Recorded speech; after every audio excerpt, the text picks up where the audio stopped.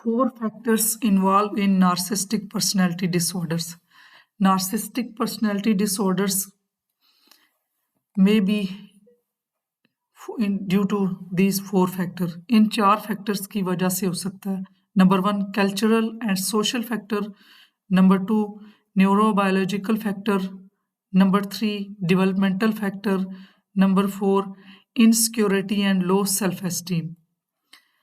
अब cultural factors, इसमें cultural values and societal trends इसमें काफ़ी रोल प्ले करता है, और इसकी जो prevalence and expression of narcissism है, कुछ सोसाइटी में प्रमोट किया जाता है इंडिविजुअलिज्म को और मटेरियलिस्टिक को और कॉम्पिटिटिवनेस को, जिसकी वजह से इस नार्सिज्म को, नार्सिसिस्टिक बिहेवियर को एनकरेज किया जाता हो, और इस तरह से सोसाइटी में ये डेवलप होता है. न्यूरोबायोलॉजिकल फैक्टर्स में आता है कि रिसर्च से ये चीज़ साबित होती है कि कुछ ब्रेन सेंटर के जो रीजन होते हैं, उनमें न्यूरोट्रांसमीटर जो होते हैं वो इन्वॉल्व होते हैं नार्सिज्म में. फॉर एग्जांपल स्टडी से ये सुजेस्ट होता है कि एबनॉर्मलिटी जो ब्रेन के रीजन में होती है रिलेटेड टू एम्पैथी और सेल्फ रिफ्लेक्शन में कंट्रीब्यूट करती है. लैक ऑफ एम्पैथी और सेल्फ सेंटरनेस जो है वो उसमें नार्सिसिज्म में नज़र आती है. तो ये इसका भी रीज़न जो है बायोलॉजिकल, जब सेपरेशन होती है या सिंगल जिसमें सेपरेशन ट्रामा और या फिर घरों में जो झगड़े होते हैं, उसकी वजह से जो बच्चों के जब दिमाग बन रहे होते हैं, ब्रेन डेवलपमेंट हो रही होती है, तो उसके दौरान जो सेंटर होता है जिसमें एम्पैथी का सेंटर है वो नहीं बनता. उस वजह से फिर जो है सेल्फ लैक ऑफ एम्पैथी होती है और सेल्फ सेंटरनेस आती है. तो उसमें जो एक सेंटर होता है वो ही नहीं डेवलप होता, क्योंकि ब्रेन डेवलपमेंट में ही जो सेपरेशन ट्रॉमा होता है उस वजह से उन बच्चों में वो नार्सिसिज्म की बायोलॉजिकल जो फैक्टर है वो भी हो सकता है. और तीसरा जो फैक्टर है डेवलपमेंटल फैक्टर.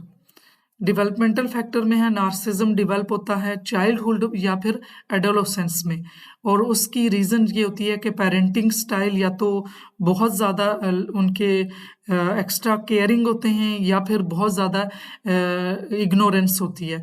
तो अर्ली जो ज़िंदगी के जो एक्सपीरियंस होते हैं तो वो एक्सेसिव जो उनकी बहुत ज़्यादा पेरेंट्स या तो उनकी बहुत ज़्यादा तारीफ़ करते हैं, उस वजह से भी जो है ना उनकी एक्सपेक्टेशन बन जाती हैं और वो तारीफ़ें सुनने के आदी हो जाते हैं. उस वजह से भी जो है ना जो नार्सिज्म जो है ना डेवलप होता है. और दूसरा, अक्सर पेरेंट्स जो है ना वो उनको स्पेशल ट्रीटमेंट देते हैं और बहुत ज़्यादा तवज्जो देते हैं, पैम्परिंग करते हैं.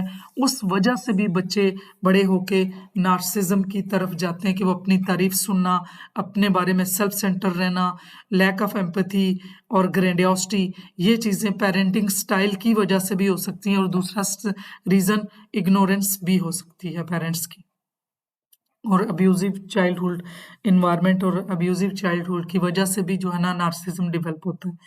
और नंबर 4 पे आता है insecurity and low self esteem. तो इसमें अक्सर जो डीप रूटेड उनकी फीलिंग्स होती हैं वो इनसिक्योरिटी की होती हैं और लो सेल्फ एस्टीम की होती हैं, लेकिन वो बाहर जो ना वो ग्रैंडियोसिटी दिखाते हैं कि वो बहुत सुपीरियर है और अपने आप को लोगों के सामने बहुत बढ़ा चढ़ा के अपना इमेज दिखाते हैं.